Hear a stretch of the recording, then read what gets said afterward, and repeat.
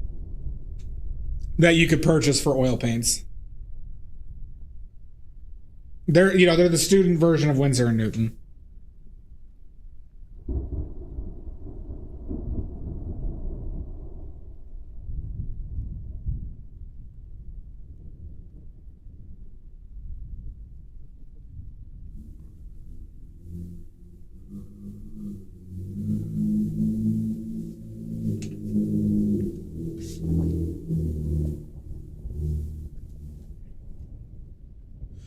I mean, you'd be shocked by how many good painters. Well, so one thing that I see a lot with like some very talented painters is that when they paint thickly, they literally just use tubes of Winton. But because they're just like they're doing kind of gimmickly thick paint, but they don't realize that they could just use filler material and get better results and have a better palette, but that's them. I've literally seen like 5 painters. Like there's like the finger painter assholes. There's there's a guy who, as a painter, I respect, but he's politically shit. So I unfollowed him. But who's like that too? Well, it's just like it's just the larger issue, Dia, of, and I guess it's now become like one of my missions, right? Is just educating people on the value of understanding your materials, right? Like, there's a lot of value in understanding what you can do and how to do it by understanding your materials. That's it. It's just, and I'm shocked that there's, by the how often materials get overlooked from artists who are doing this for a living.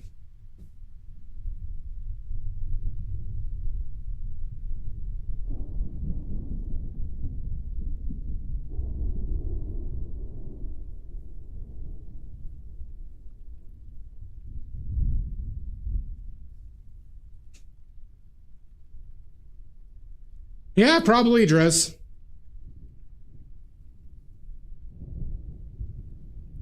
Well, like, here's the thing, right?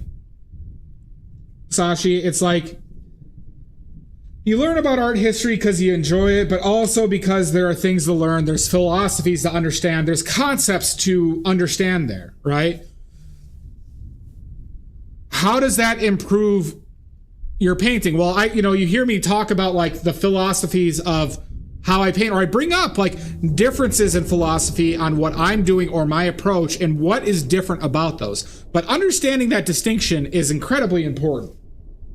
And I personally find it frustrating when somebody's pursuing art as a serious endeavor, and they neglect things like that, right? I'm not saying they're a bad person, or like, they're a bad artist, but I find it like it's like leaving stones unturned and helping you understand your passion better. I mean, it's actually possible, Fugu.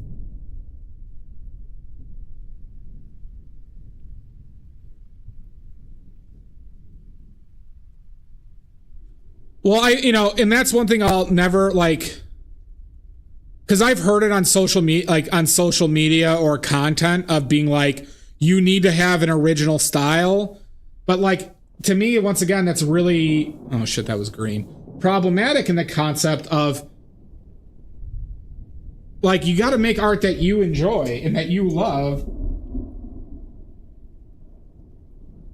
and have a passion for above everything else.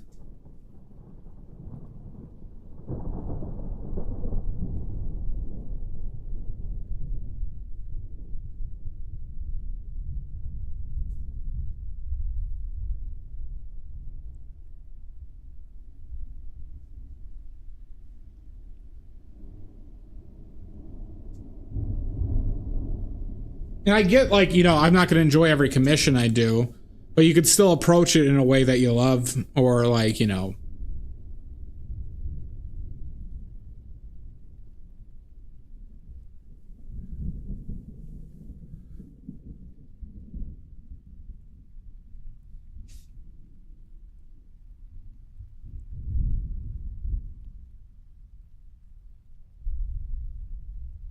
Well, I mean, I think there's I think I would contest that there's an issue with that statement, Sashi, because there's always the context of your personal passion and enjoyment. But, like, if you're just trying to copy somebody, then it's kind of different, right? Then you're most likely in the wrong business.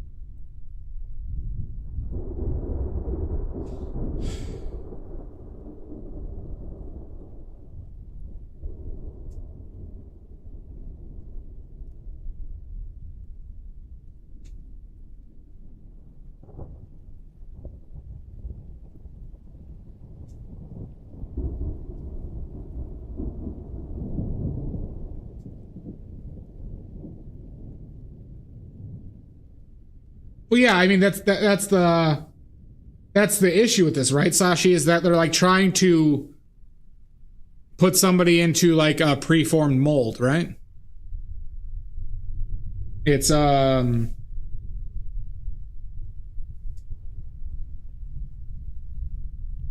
instead of guiding them to where, like, they comprehend their passion to be. It, like, you know what it really is? It's the difference between viewing art as a business and art as a passion. That's really what it is, right?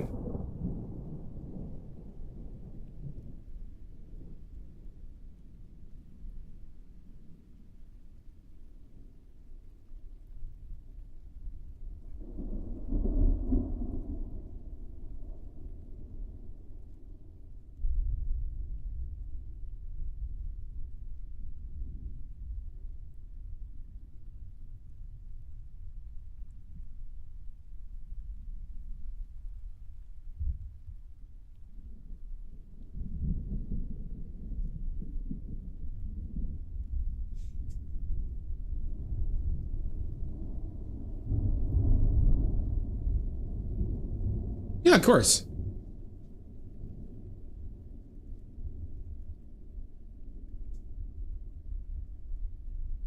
Well, and there's also, like, other differences, right? Like, so Sashi, I was literally on this stream, I was talking about what I enjoy about painting is painting itself. I don't really care about my finished work.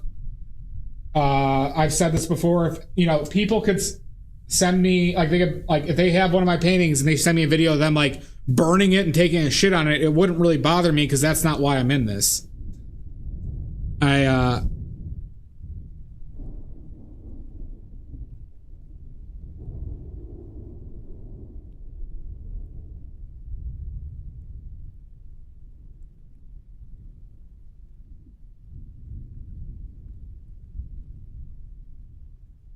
So buy my paintings. And you could take a shit on them.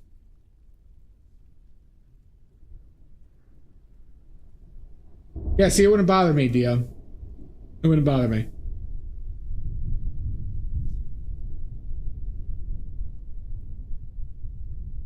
Yeah, see, that wouldn't bother me.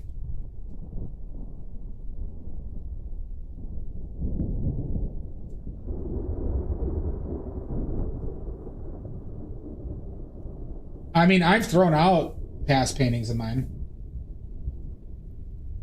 I'll probably do it in the future.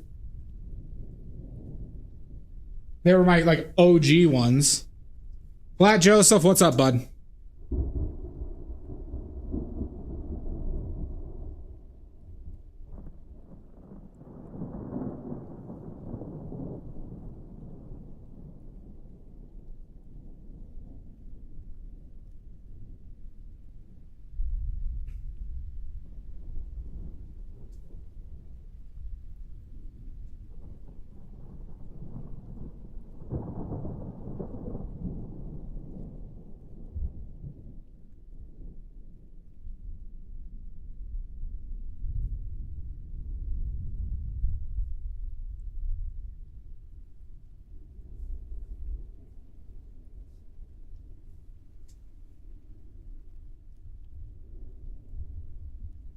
Oh, I didn't even tell my parents. It was right into the dumpster.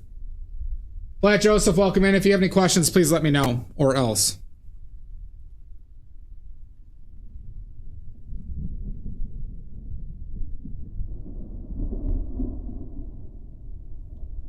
What would be the right color for this? Welcome back, Fugu.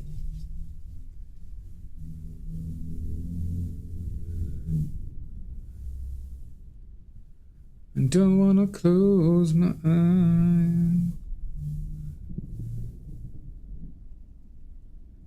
I don't want to close them, 'cause I miss a bit, and I don't want to miss a thing.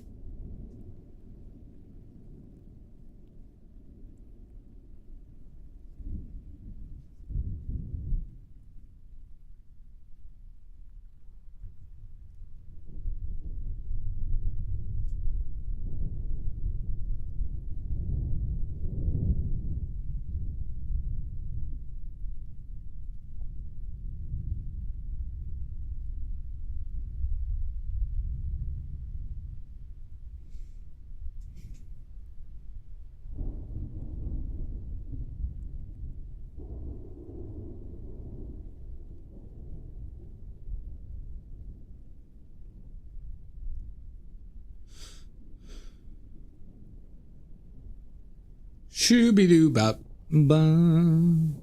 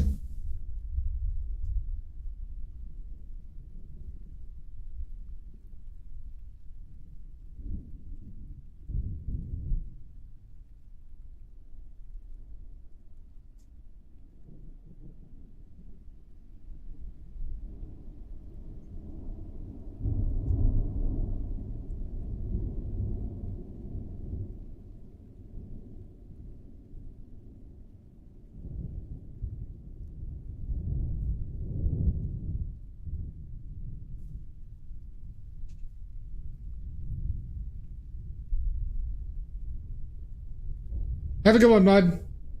Nini. Nini Salt, Nini Mud.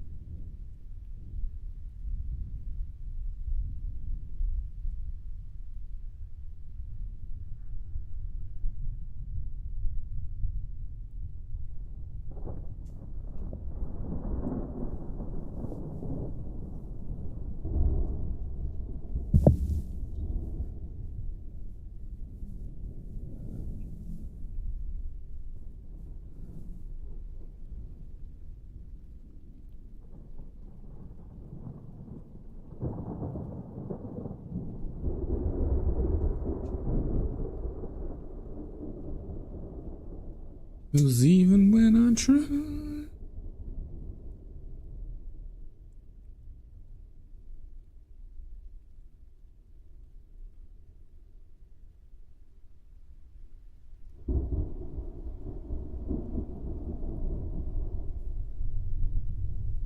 Grab the children! Save the children! Jesus Christ! Jan!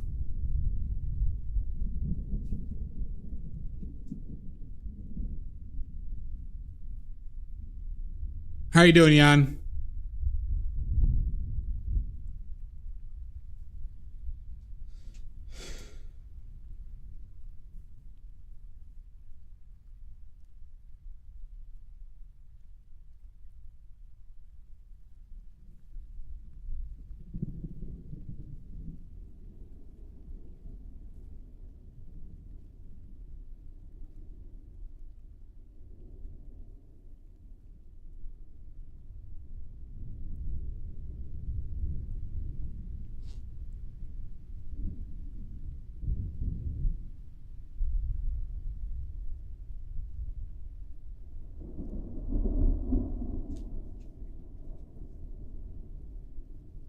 Oh, nice, Jan. Did you do any painting?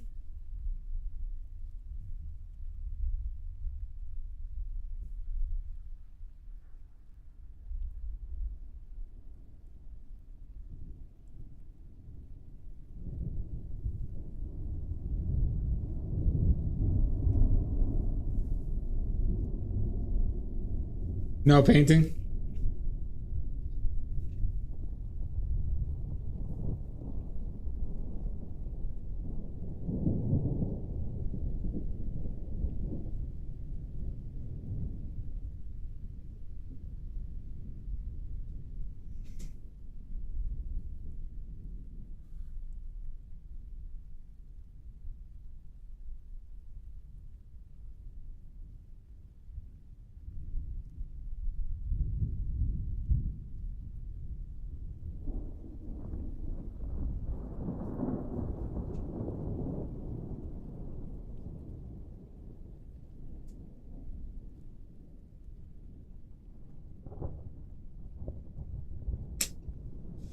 Shooby-doo bop ba.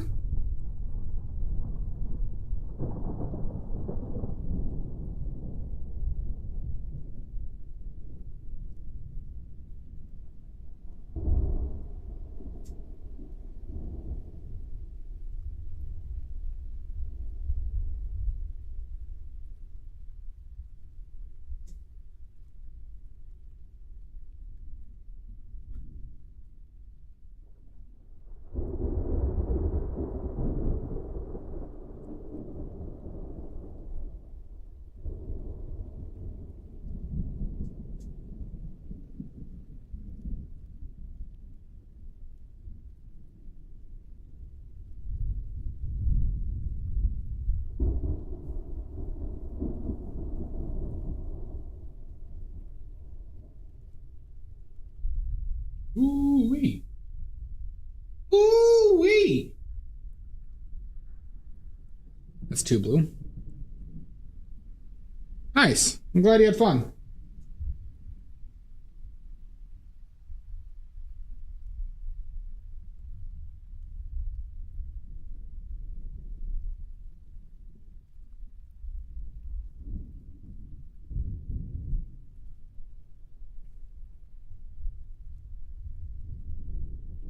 Let's see how this works. I think that's too blue. Let's go more into purple, neutral.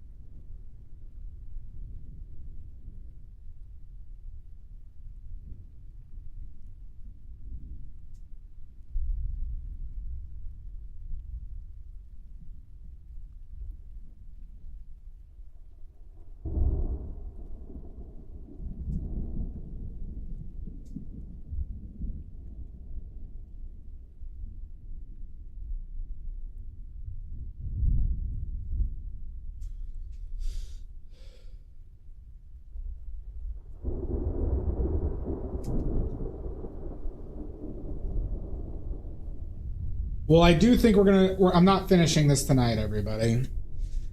I know everybody was looking forward to me finishing this.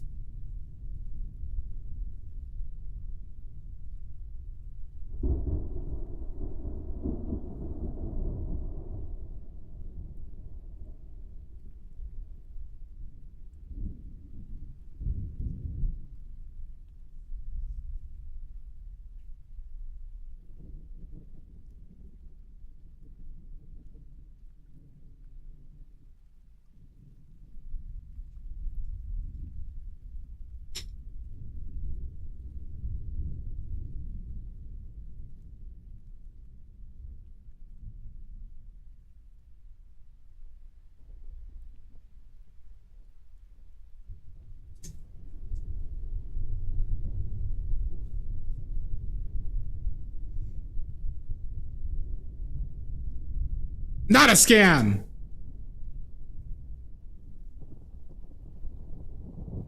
I have never scammed anyone in my life.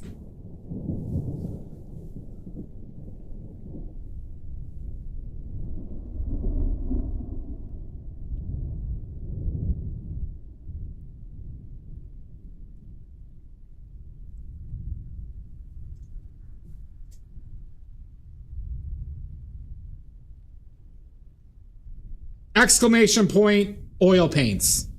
Or fourth wall. Buy my paints. Did you get your paints in, by the way, Jan? I think you've already said you did.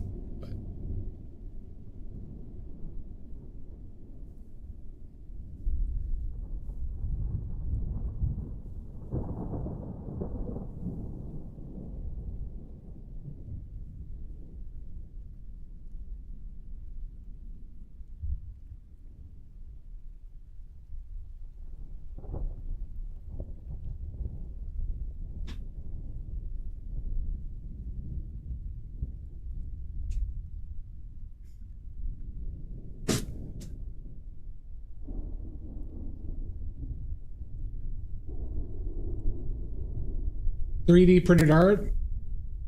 What are you talking about?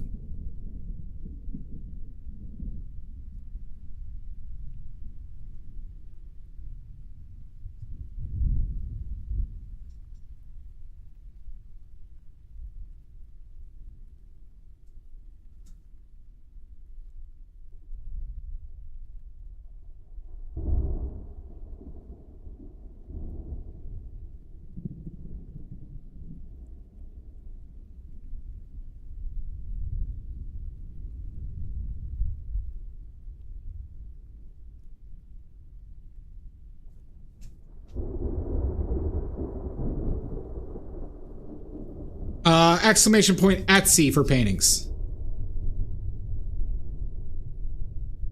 There's also some on Ko-Fi or Ko-fi.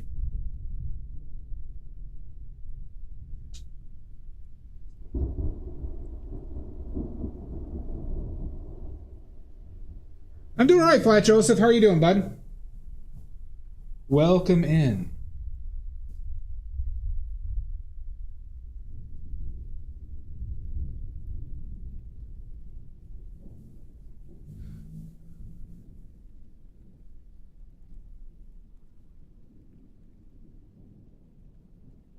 Just wrap stream? Nice. What were you working on? Or what were you doing?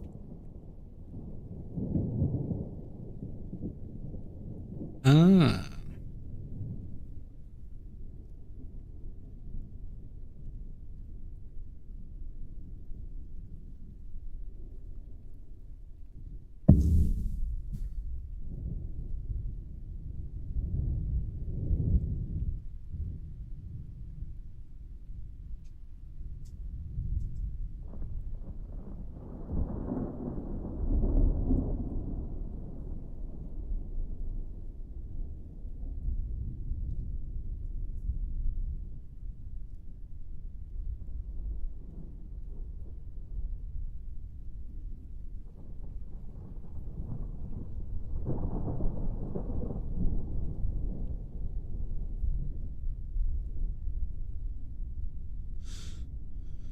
A dry lake bed? Nice. Nice.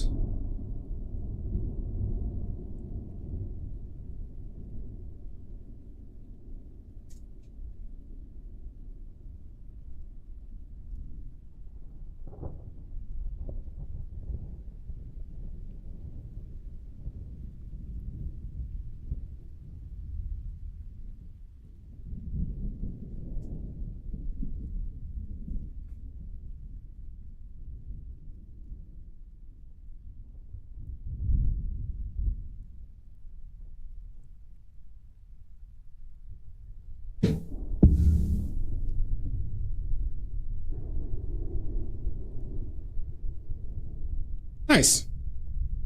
Nice. Well, welcome in.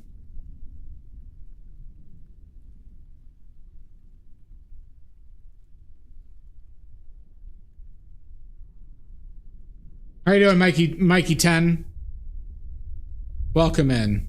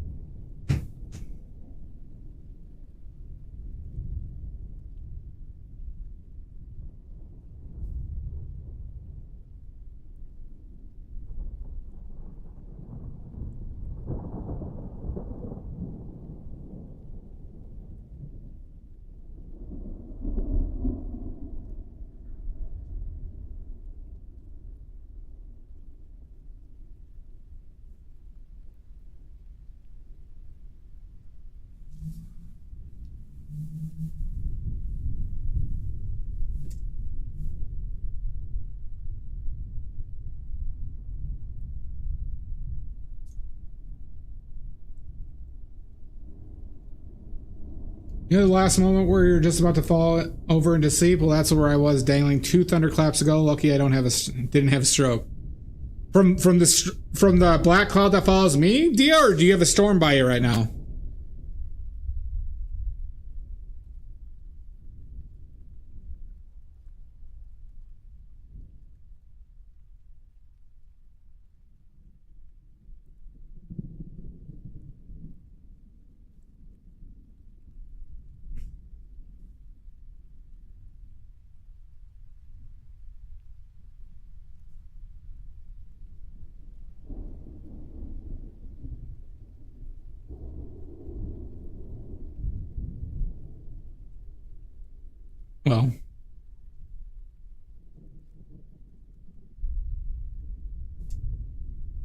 Well, it thunders like this every night because it's a night just like tonight.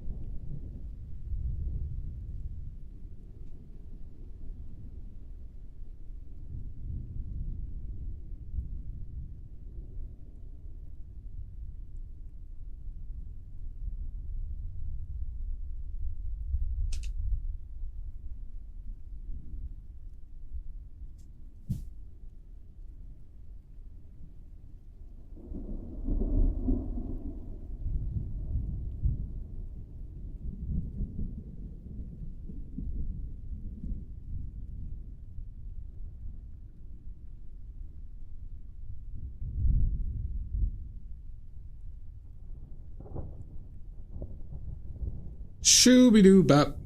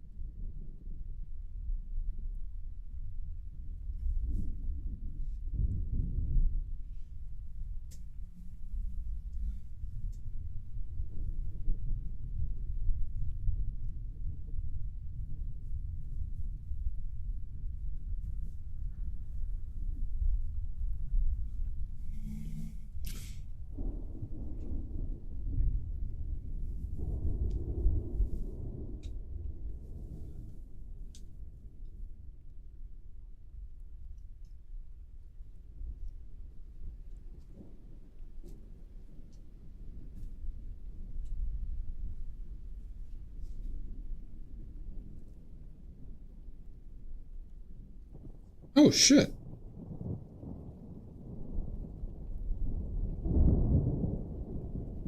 Yeah, thank you. Which ones did you get?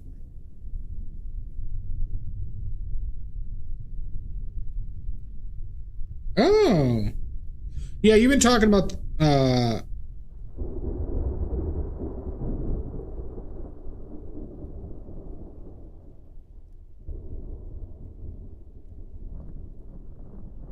What? Thank you so much.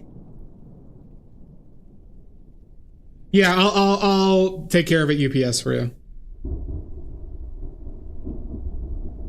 Thank you so much. That's awesome. I do consider the Einstein to be my best portrait I've ever done.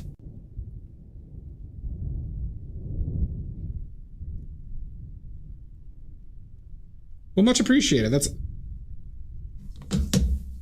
You know, talent hack. All right, you son of a bitch. Here I am trying to be nice.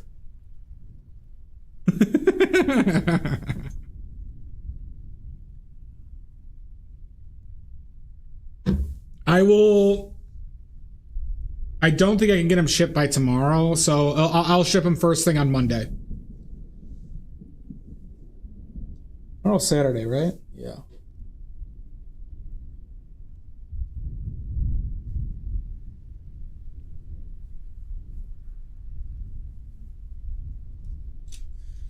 Yeah, I'll make sure they're, oh, wait, yeah, Tuesday. Tuesday, thank you, Dia.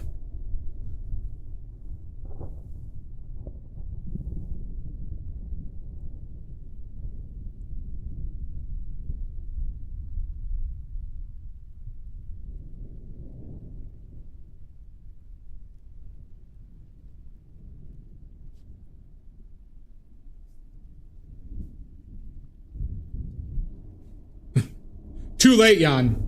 Too late. No refunds.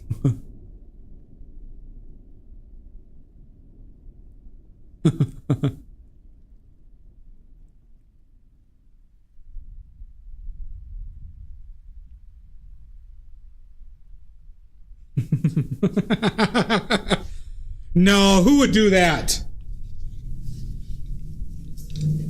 What freak?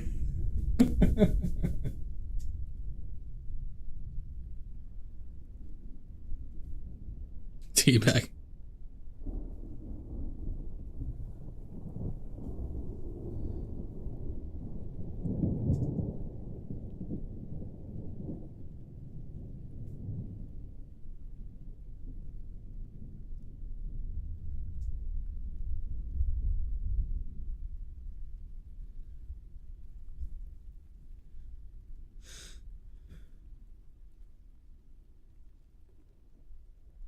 Well, yeah, you've talked about that one for a while. I think you'll really like that one when you see it in person. I mean, I think you'll like both of them when you see them in person. The Einstein is probably like the best realism I've hit on a portrait I've ever done, while maintaining like a real look.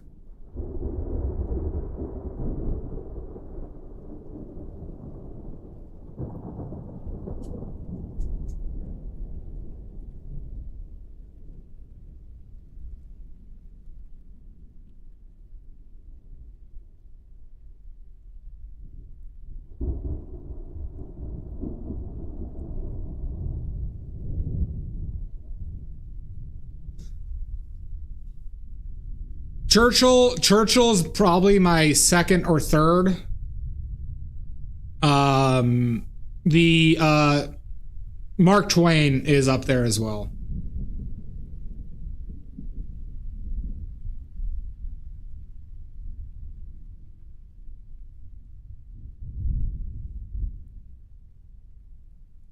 I think, like, so the Iris Apfel one, I think I executed well, but the reference was too AI, like, you know, a hard contrast.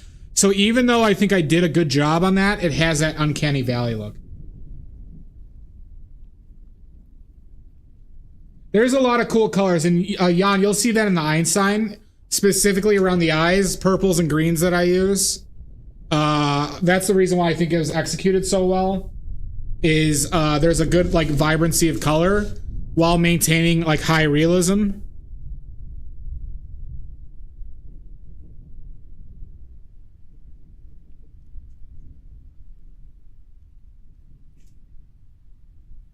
But thank you. That really helps. I really appreciate it.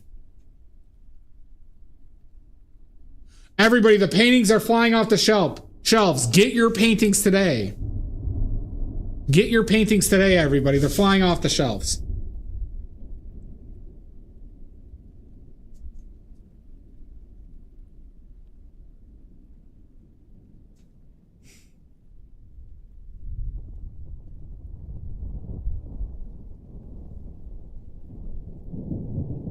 I'm actually going to be listing some more on Etsy probably this week. I think there's a couple that I just varnished that weren't listed.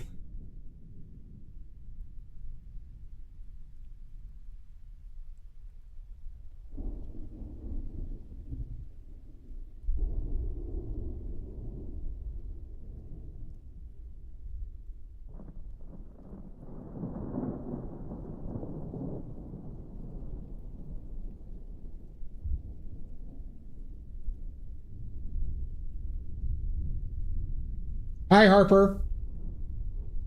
The skull with the colors? Yeah, that's for sale. It's not listed on Etsy, but you know, if anybody's interested in a painting that's not listed in Etsy that's newer, just message me. The reason why they're not listed currently is because I like to have them be within a reasonable varnish time before I list them for sale.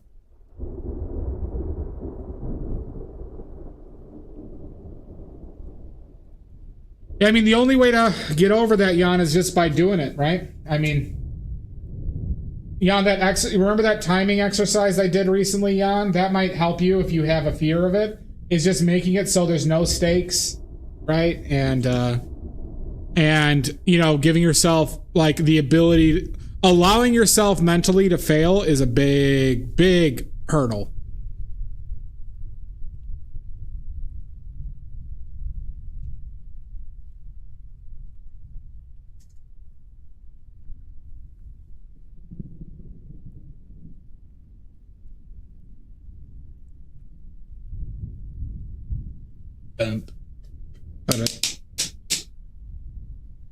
You're welcome, TDS. So, like, TDS, were you here for that stream where I was doing the timed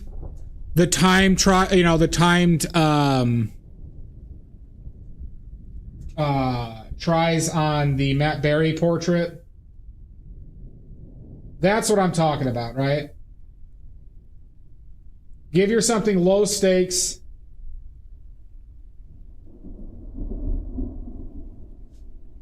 Yeah, the time trials.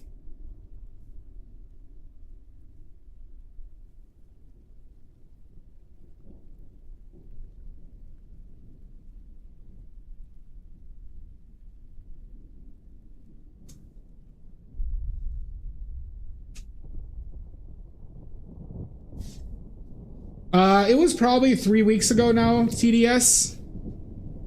But if you struggle with like basically like kind of performance anxiety with painting, that is probably the single best exercise you can do.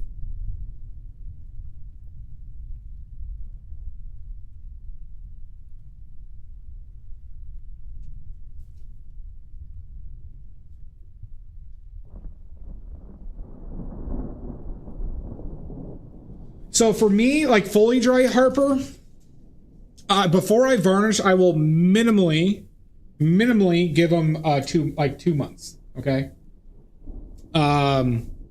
If I was doing things perfect, I'd give them 6 months.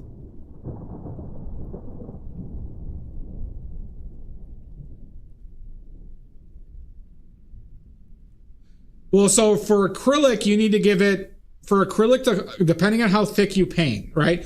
If you're painting thin acrylic, you want to give it at least 3 days. If you're painting thick acrylic, I'd probably go a month. Acrylic takes time to cure as well, everybody. Don't assume acrylic dries instantly.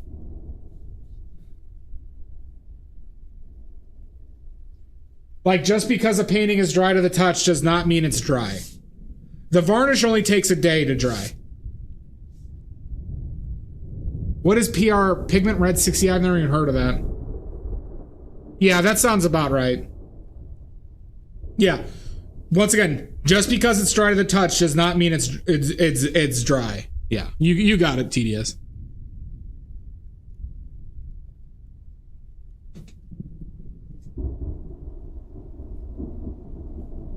Oh, is that a lead-based red then? PR68, is that a red lead then? Molybdate's lead, right?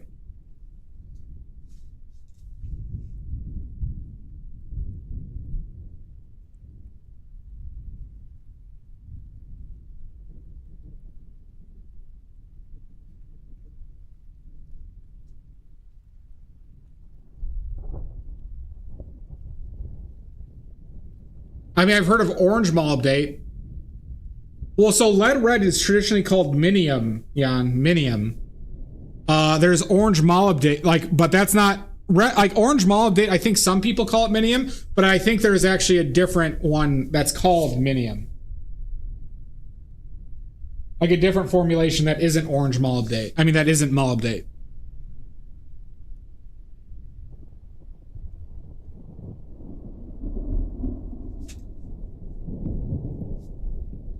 Know what I'm saying?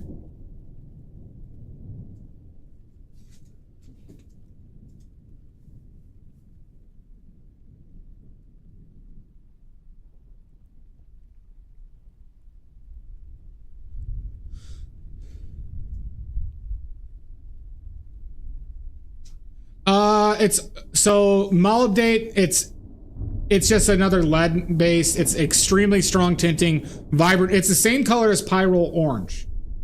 And it's made from lead. The big issue with it is it has some light fast. It's not a perfect light fast pigment. It's not necessarily that poor of a light fast pigment, but it's not perfect. So there's not a good reason to use it, especially with the toxicity over pyrrole orange. But it's basically an even stronger tinting version of pyrrole orange.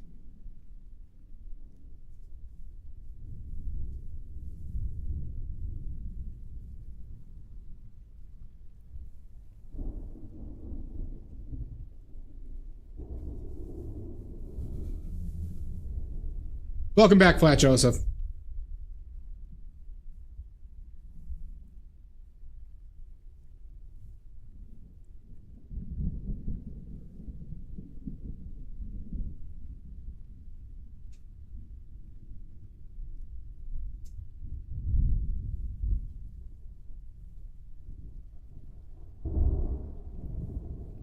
Well, what's 64:8? Because the other one was 68.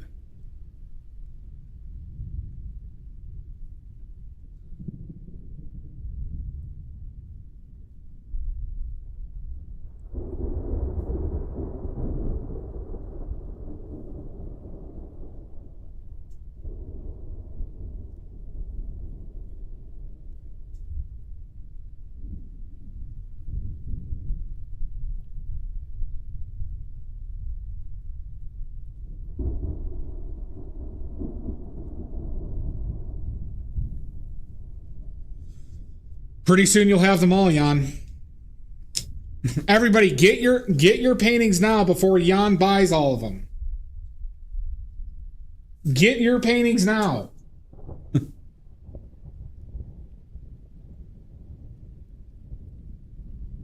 Gotta catch 'em all.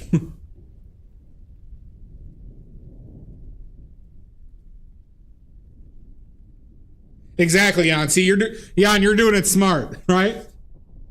All you have to do is buy all my paintings, murder me, right? Have a few news outlets cover, you know, my amazing art. Boom. Yep, new meta. Yeah, you're right.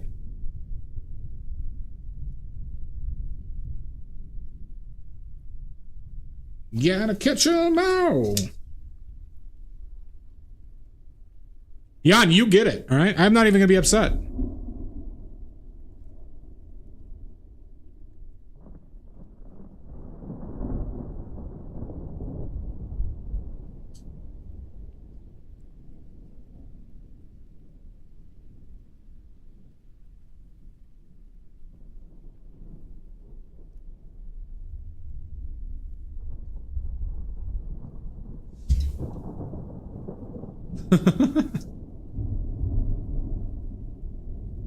Oh, interesting. Azo Red?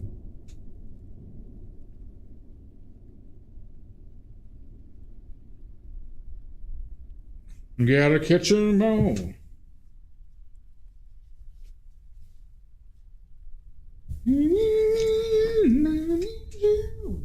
Pokemon! Pokemon!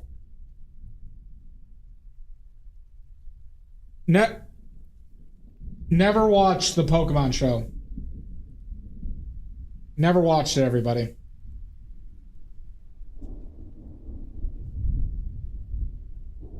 But that song is a banger.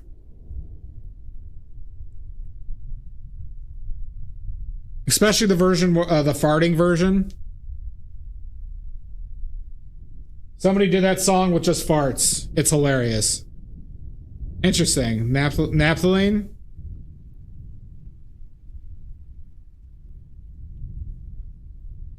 See, I was a Magic the Gathering boy, so I was kind of like anti-Pokemon, part of my contrarian nature for when I was younger.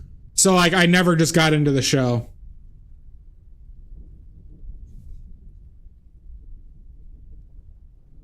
Like I was annoyed. I was the type of loser that was annoyed that my friends like didn't play Magic and they were playing Pokemon.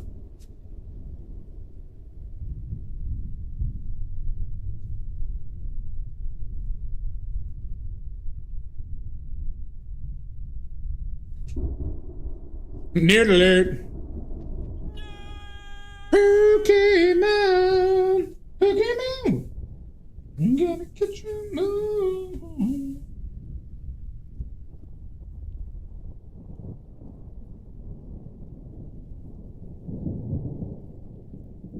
Very much so, TDS. That was kind of the story of my childhood, though. Is I got into things that my friends started off in, and then they stopped doing it, and I kept on doing it. And then I was just like alone. That happened with Warhammer, that happened with Magic, happened with poker.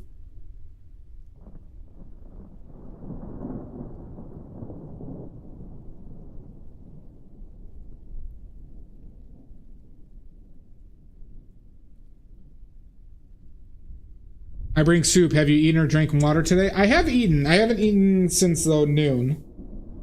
I should probably call it though soon. Actually. With calcium salt? Interesting. Well, calcium carbonate then, right?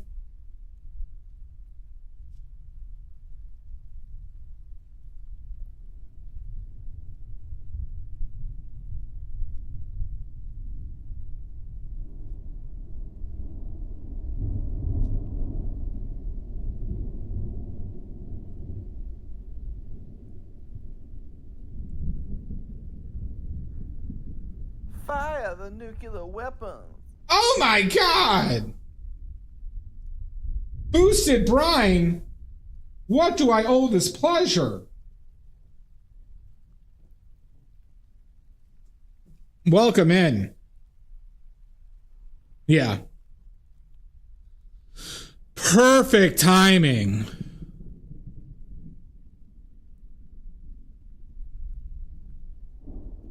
Welcome in. What were you working on? Boosted brims? I said brimes. I remember you boosted brims. Boosted Brime. Sorry about that.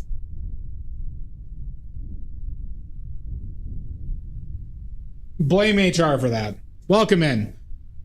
Please post your links. I hope you've been well. Nice to see you again.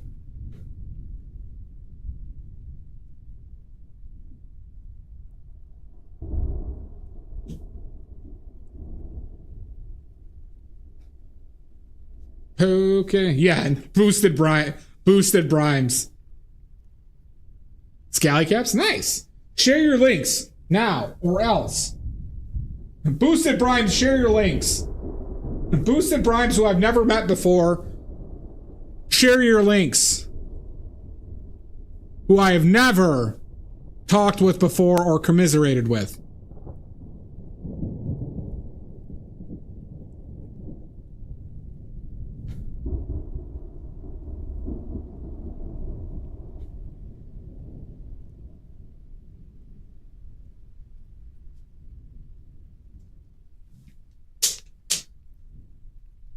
Pokemon. Pokemon. Who are you talking to? That person is not here. That person is a son of a bitch.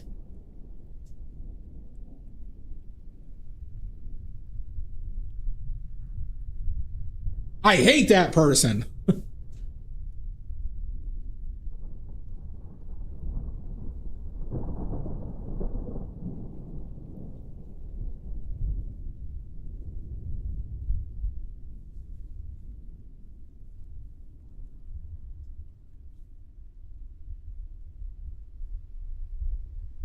I'm painting goodish. That fucker.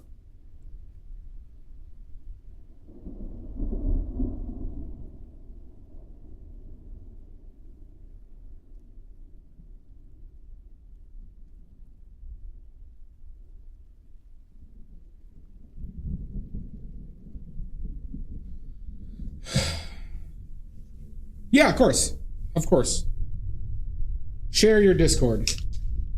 But I do think we are also calling this stream Boosted Brimes.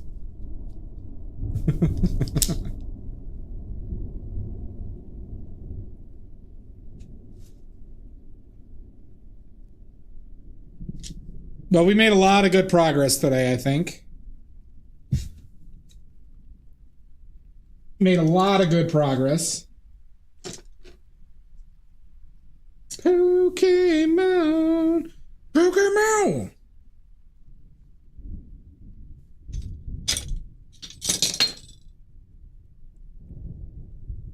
This is Drizzle. I'm intentionally doing this slow. It's a larger painting. It's a harder subject. I was disappointed with my last big painting that I did like this, so I am taking some extra care to really do this one right. Yeah, I think we're in a much better spot than I think we're in a pretty good spot.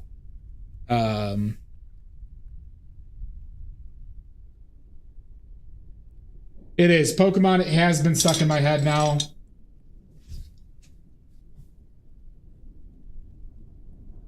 There is a chance I might paint tomorrow, everybody. I am Silver Grains. I am still going, but we are calling it now. The paint has been scraped, everybody. The paint has been scraped. Oh. There is a chance I paint tomorrow. The chance is unlikely, though. But I can't paint on Sunday.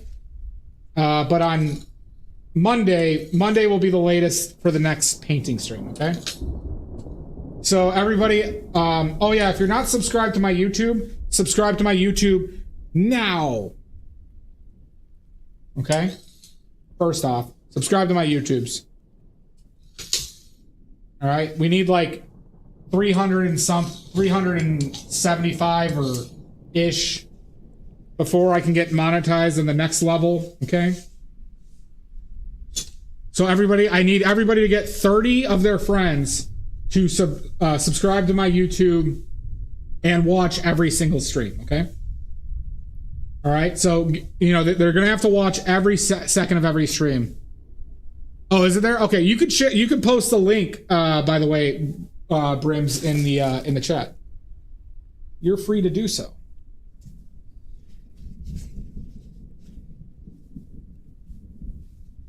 Oh, thank you, Drez. I appreciate that, bud. And everybody subscribe to Drez's YouTube too. He's approaching 1,000 as well. Well, I mean, for homework, you still owe 27 more. 27 more. And those 3 that you got owe 30 as well.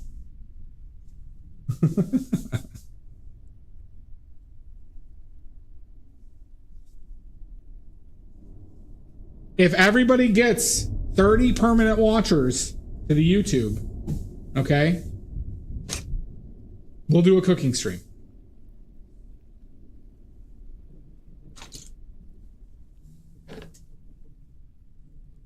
It used to be 100. I'm lowering it, Sashi. I'm lowering it to incentivize.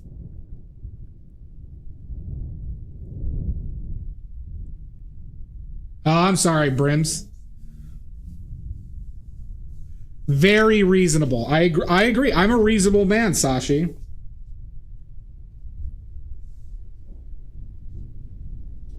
Yeah, you're getting close. If everybody can subscribe to Drez, post your YouTube. Post your YouTube. If anyone can give him some subscribers as well. Perfect. And there's Brims.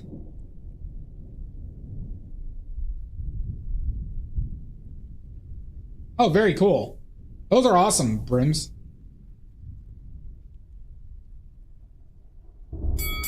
Son of a bitch!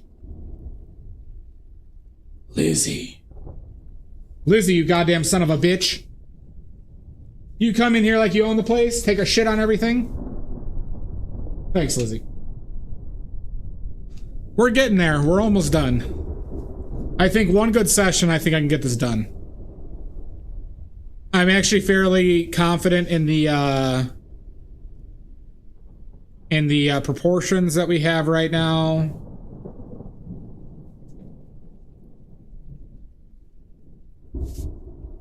That's awesome, Brims. Oh, like what, Lizzie? Critique! Critique! Critiquing! And now what everybody's been waiting for.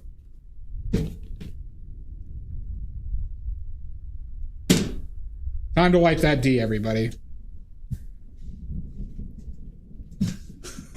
Critique! Oh, that's what I enjoy that. No, thank you, Lizzie, though. Yeah, there's only a few things. Like, I mean, I have to iron out a lot of things, but like the hardest stuff has been ironed out.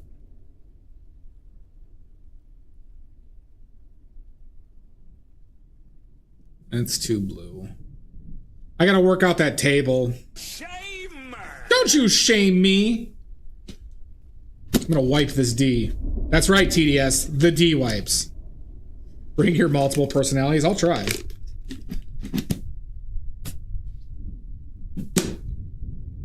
Alright, you all sit there and watch this. Oh, Lord. Oh, why does it kind of burn? Oh, God. Oh, geez. Oh, that's awful. It's burning and sizzling. Oh, Jesus. Why is it doing that? Oh, this is disgusting. Oh, I hate this. Oh my God. 2 in 2 minutes? You goddamn son of a bitch. I don't deserve it. I'm wiping my D right now. Come on.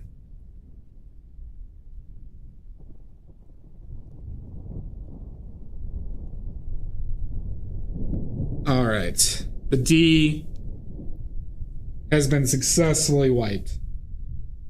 I know you're not. All right, let's find somebody to raid.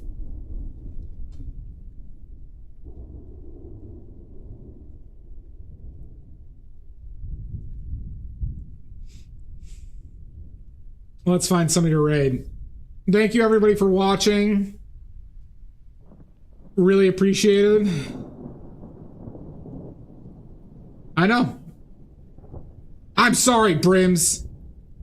You were supposed to end your stream 5 hours earlier and raid in at the beginning. That's on you. I'm sorry. I have some things I need to get done tonight, though.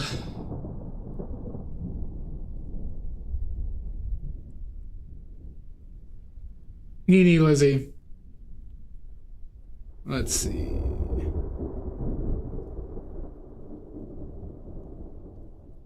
Let's raid.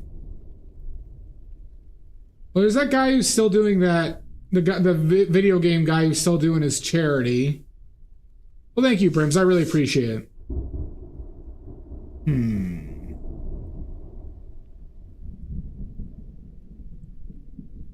A lot of people gaming. There's Princess PJs. Touch of Chaos. Voltering. Dr. Diggity Dank. Nini Dia. Thank you, Maddie. YouTube TDS. Let's raid. We're gonna raid the guy who's doing the charity. He's playing a video game. His name's Flash Force, but he's a good dude. And he's doing a charity for St. Jude's that ends at the end of this month. So yeah. They're playing a game I've never seen before, though. Quarantine Zone, The Last Check. Anywho. Thank you, everybody. Once again, Greenbag, I'll see you in hell. Lizzie, you're a son of a bitch. Brims, thank you for the raid. Jan, thank you again. It's really appreciated. Maddie. Mud, Salt, Shasta, Pickles. Celestia, if you're there. TDS, Omizu. Thank you, everybody. Having a good time with this one. And yeah.